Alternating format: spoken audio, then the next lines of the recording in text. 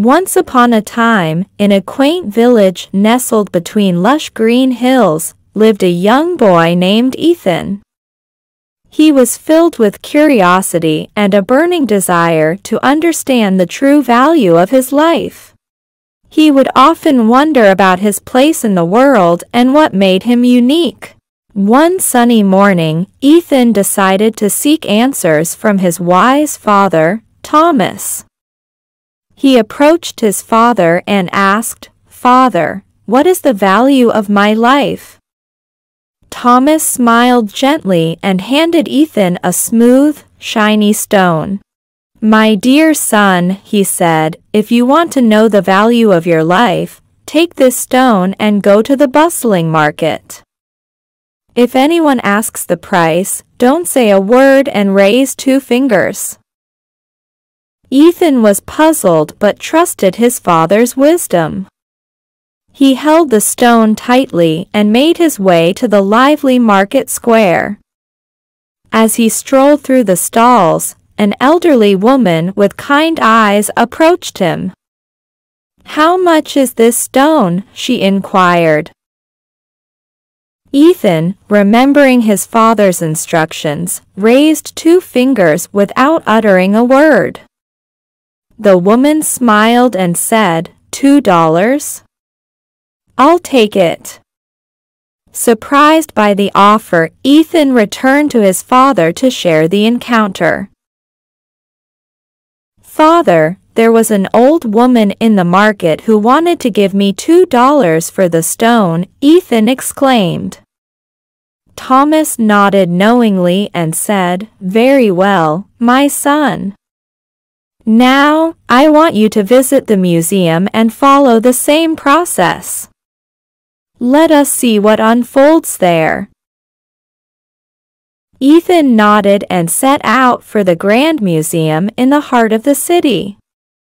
Inside, he marveled at the exquisite artifacts and historical wonders. After some time, a middle-aged man with a scholarly air approached him.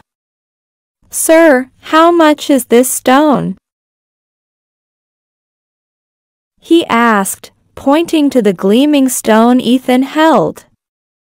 Following his father's guidance, Ethan raised 2 fingers, and the man's eyes widened.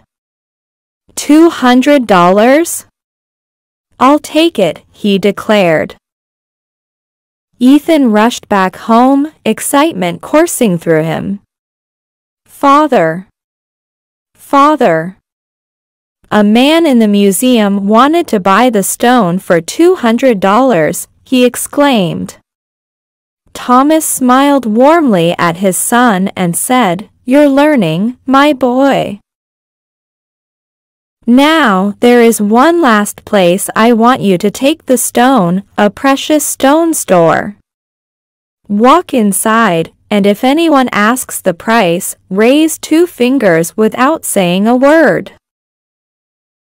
Intrigued by his father's guidance, Ethan eagerly headed to the precious stone store. The moment he entered, an elderly gentleman with an air of wisdom sensed something extraordinary about the stone. His eyes widened with delight, and he exclaimed, "Oh my God, you have the stone I have been looking for my whole life. What do you want for it? How much is it?" Remembering his father's teachings, Ethan raised 2 fingers, almost hesitantly. The old man's face beamed with awe as he declared, $200,000? I'll take it. Ethan could hardly believe his ears. He rushed back home, his heart pounding with excitement and wonder. "Father! Father! The old man in the precious stone store wanted to give me $200,000 for the stone," he exclaimed, barely able to contain his joy. Thomas smiled affectionately at his son and said, "You see, my son, life is all about where you place yourself. You can decide if you want to be a $2 stone or a $200,000 stone. The stone remained the same, but its value changed depending on where it was presented and who was looking at it. Ethan sat beside his father, pondering the profound lesson he had learned. He understood that his worth was not determined by the opinions of others, but by how he carried himself and where he placed himself in life. Some people would cherish him and see his true worth, while others might view him as just another commodity. From that day on, Ethan carried the wisdom of his father in his heart. He vowed to be a person of value, kindness, and integrity, spreading happiness and peace wherever he went. He realized that true happiness came from within, and that his actions and choices would define his sense of fulfillment. The moral of the story is that the true value of our lives is not determined by external factors or the opinions of others. Instead, it lies within ourselves and how we choose to present ourselves to the world. Like the stone that had different values depending on where it was placed and who was looking at it, our worth can vary based on our actions, choices, and the way we treat others. The story teaches us to embrace our uniqueness and to be true to ourselves. We should not seek validation or self-worth from others' judgments, but rather focus on being kind, compassionate, and virtuous individuals. It reminds us that happiness and fulfillment come from within and are not reliant on material possessions or external recognition. The tale encourages us to be mindful of the company we keep and the environments we place ourselves in.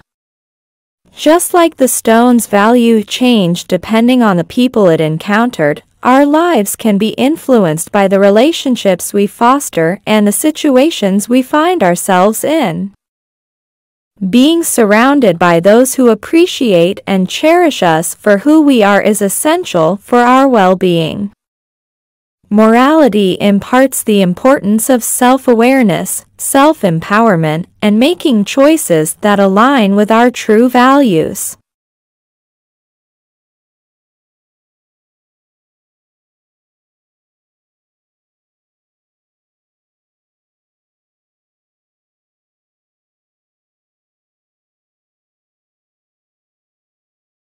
The end.